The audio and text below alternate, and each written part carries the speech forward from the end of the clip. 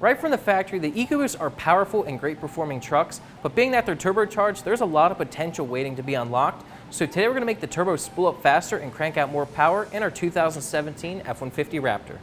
This is the Mountaintop Tuning high flow turbo exhaust flange kit for the 2011 to 19 3.5 liter Ecoboost F150 and Raptor. It's going to directly replace the factory flange, connecting the turbos to the factory downpipes. They feature a smoother and larger inside diameter for a significant reduction in back pressure and exhaust temperature, while allowing the turbos to spool up quicker for some serious power. For more information and pricing, click the link in the description down below. Now let's get to the install. Tools you'll need for this installation: a 3/8 ratchet, various wobble extensions, a 10mm socket, 13mm socket, 15mm socket, a 1/2" ratchet, 21mm socket, 10mm wrench, 15mm wrench, and an 18mm wrench.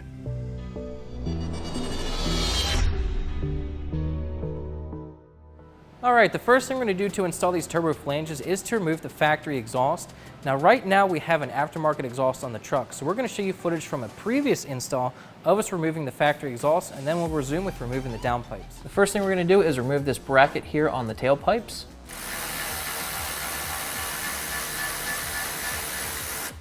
Remove both 10mm nuts from each bracket.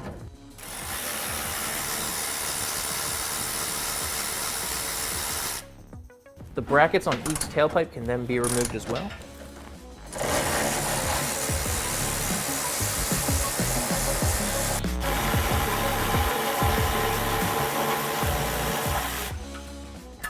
Loosen the 15mm nut on the clamp and remove the tailpipe, and then do the same thing to the other side.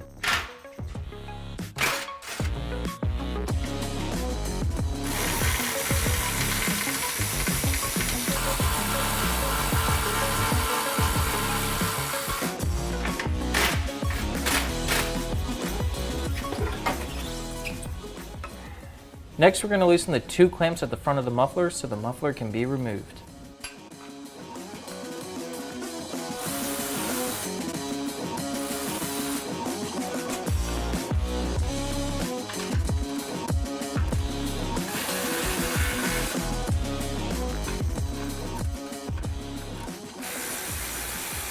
The muffler can now be removed. Loosen the flange and clamp securing the muffler to the downpipe. Once you remove these two bolts, the muffler can be removed.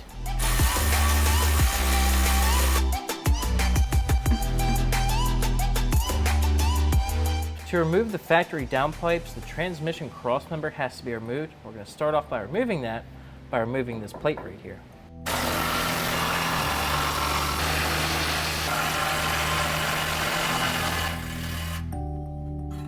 Before we remove the crossmember, you want to make sure that you have the transmission or the transfer case supported. We have a pole jack applying very light pressure to the transfer case. Remove the two bolts that secure the wiring harness to the crossmember.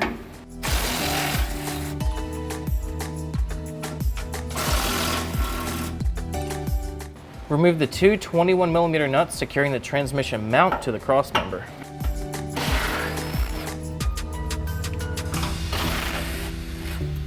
Use an 18mm socket and wrench to remove the 4 bolts securing the crossmember.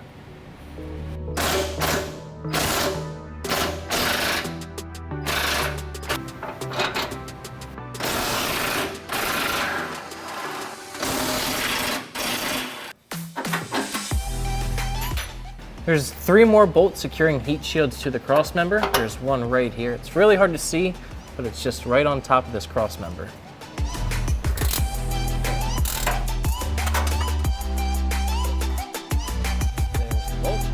There's another one right here securing this heat shield. To disconnect the heat shield from the crossmember on the driver's side, there's 2 options you could do. You could either remove the bolt on top of the crossmember right here, but I find it really hard to get to. So we're going to remove the bolt that secures the heat shield further up to the frame. And now the crossmember should come down.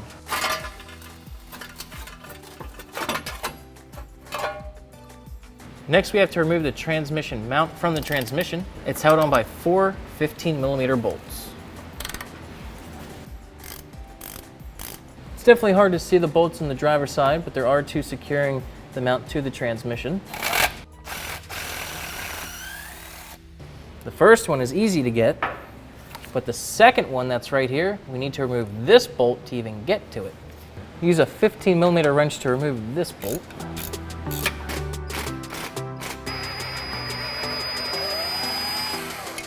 The mount can now be removed from the downpipe. Locate the 2 nuts on the turbo flange and remove them. You may want to let them soak with some PB Blaster or another lubricant like that, because these are going to be very corroded and very hard to get off. In our case, with trying to remove this nut, the stud actually backed out of the turbo instead of the nut coming off. That's actually a good thing, because these studs have to come off for us to change this flange, so this actually made it a little bit easier. Hopefully it'll happen for the rest of them. So for the top nut on this flange, I'm actually coming above the frame from the wheel side. This is going to make it a little bit easier. But for the lower one, you would definitely want wobble extensions to get to it. Before we can remove the downpipe from the vehicle, there's 4 oxygen sensors that we need to disconnect. The 2 upstream ones on the driver and passenger side, those wires run up behind the engine block, and the connectors are on each side of the engine. They're pretty hard to get to, but if you just follow the wire, you'll find the connector, and the other 2 are on the transmission, and I'll show you them. On the Raptor, the downstream oxygen sensor on the passenger side is extremely difficult to get to. On the F150, it's not as hard to get to, but on the Raptor, this connector was basically centered above the transmission. Very hard to see, very hard to get to, but if you just follow the wire from the sensor, you can find it, but it is difficult to unplug. The driver's side downstream sensor is much easier to get to. It's just on the side of the transmission. We're on the driver's side now. We're going to remove the 2 nuts on the turbo flange. We have a couple of wobble extensions. These really help out. Now we're gonna break them loose and hopefully get lucky by removing the stud with the nut. Which, that broke the stud loose, which is a good thing for us. That will make this easier. As you can see, we are turning the stud. So this is the 3rd one that's happened like this, which is a good thing. Hopefully it happens for you when you go to do this. When you remove the last nut from the downpipes, you want to make sure that your downpipes are supported, or that you have an extra set of hands so it doesn't fall on you.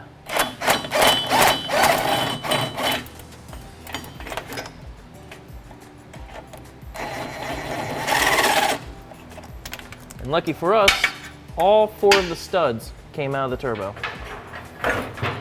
And now we can try to maneuver these out of the truck.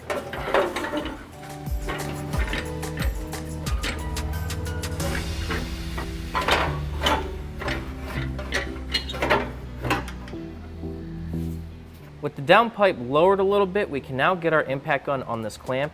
You can break it loose before you drop it, but it's going to be really hard to do it with a wrench because it is extremely corroded, so we're going to use our impact to break this loose.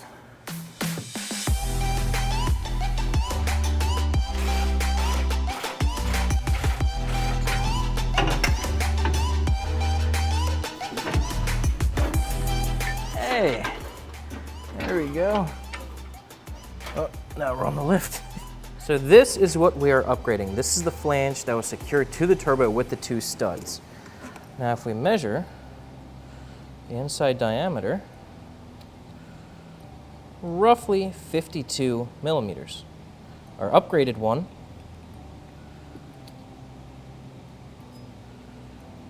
.58 millimeters.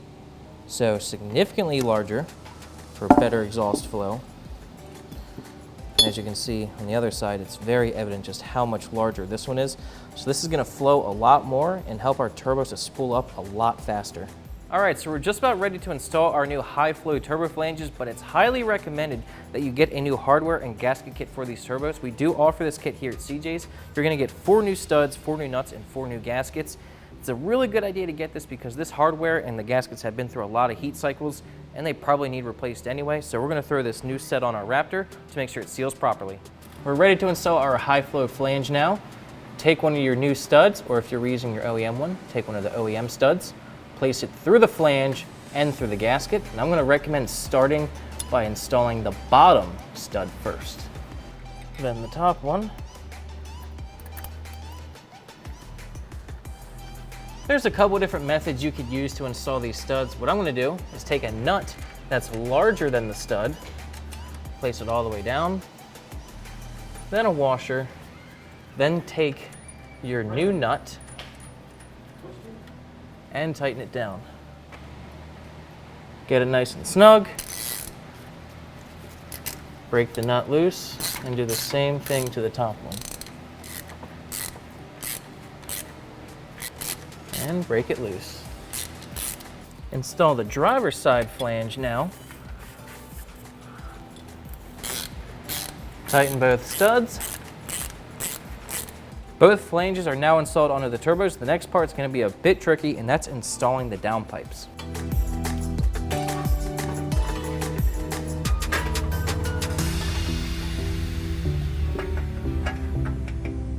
Line up the flange with the stud and install your two nuts.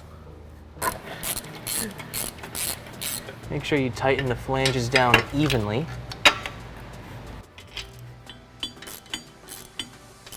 Tighten the clamp on the downpipe.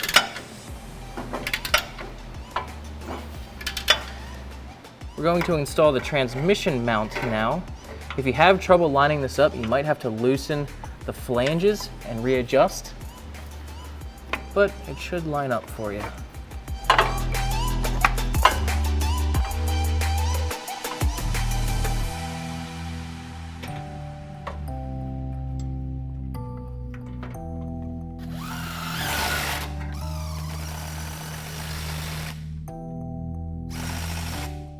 Install the second piece of the downpipe hanger. Plug in the downstream oxygen sensors. Reinstall the driver's side heat shield. Reinstall the cross member.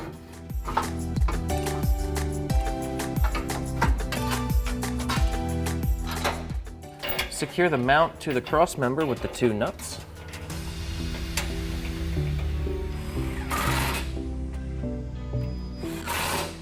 Install all 4 cross member bolts.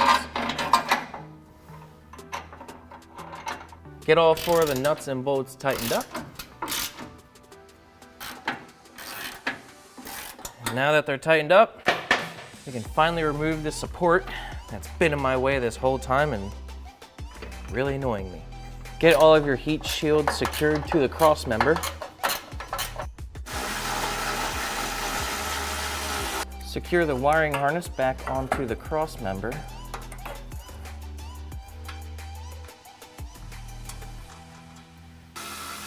Reinstall the transfer case skid plate, then install the catback exhaust. We're not going to show you how to do that because we don't have the factory exhaust on this truck. So now we're going to go up to the engine bay and reconnect the 2 oxygen sensors. All right, we have the upper oxygen sensors plugged in now. They're really difficult to show you. You're gonna have to fish the wires up from the bottom of the truck to the engine bay. It's a bit tricky, but it is possible. Now, let's take this thing to the dyno and see how much power it picks up.